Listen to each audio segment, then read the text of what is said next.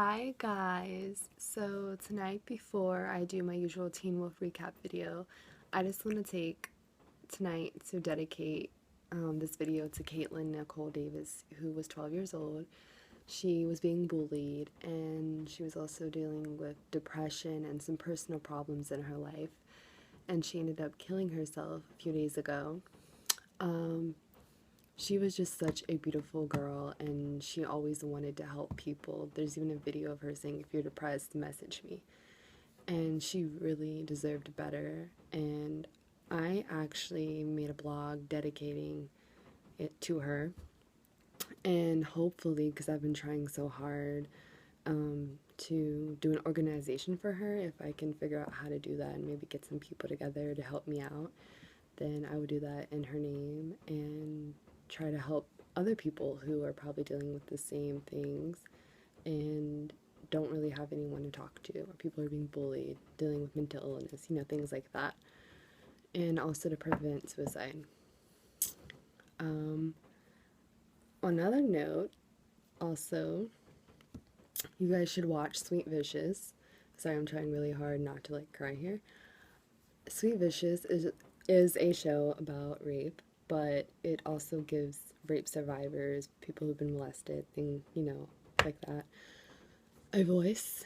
And it isn't just about, as you see on the trailer, about these two girls who kick butt. It really is such a moving story. And for me, I've never actually said this on camera before, but I was molested when I was 15. So watching shows about rape has always been hard. And then I never really told anyone, I never reported it.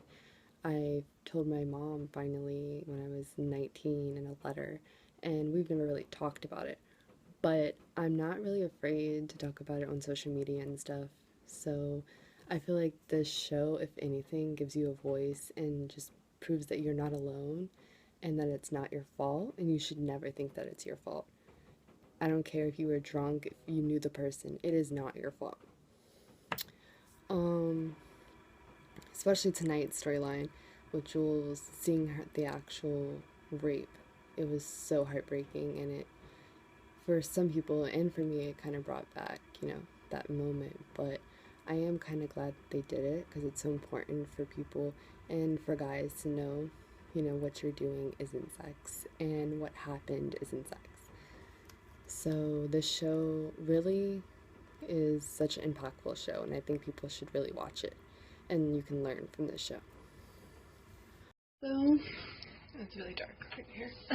But also, if you want the blog for Katelyn that is dedicated for Katelyn, I'm gonna put it in a link, and also make sure to follow me on social media at Tandy Sport everywhere.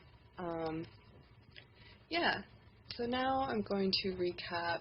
Why is it so dark in here? But I'm going to recap Teen Wolf. So, we start off the episode, and Stilinski is, breaking down the wall, finds Styles' room, and he's like, has this been here all along? Claudia comes in, and she's trying to convince him to just let it go, and he's like, no, I'm not going to let it go. Later on, as we know, Lydia convinces him about Styles, and oh my god, that Jersey scene just got me really emotional, and he ends up remembering Styles, which I'm so happy about. Theo has a dream, his sister, pretty much taking out his heart like he did her, which was disgusting. Scott and Liam talk about whether or not they can trust Theo. In the end, Liam convinces him, but of course, he has, that sword where he's like, I can still take you down, back to hell, and he ends up, when they go having this little plan that they have for the Ghost Rider, Theo is in chains, he sees Liam and Hayden talking and kissing, and he's like not for it. Leah's pissed at Theo. I already said Theo was in chains, yeah. What else? Lydia, no. I'm so wait, Peter, is in the hospital, and Melissa and Malia help him. And then Peter's back to normal. He was looking all sick and sane. And they're in the elevator, and Peter's like, you know, we still haven't had that second date. And she basically pretty much knocks him down and he falls. It was hilarious. But Peter and Malia are looking for this train while they have their little Ghost Rider plan. It looks like it's going well, but then it doesn't go so well. The teacher is evil, which I have said all along that the teacher was evil. Yeah, in the end, because no one listens to Haley, the teacher decides to wait, before we get to the ending part, Mason and Corey were so cute. I'm sorry if you're watching this and I'm just like skipping and I'm like out of order and everything, but yeah, Mason, Corey, when he said my only power is finding you, I was like, goals, totally goals. And I'm so sorry if this video part turns out really dark. I have to use 2 phones, so it's just this editing thing. Ignore me.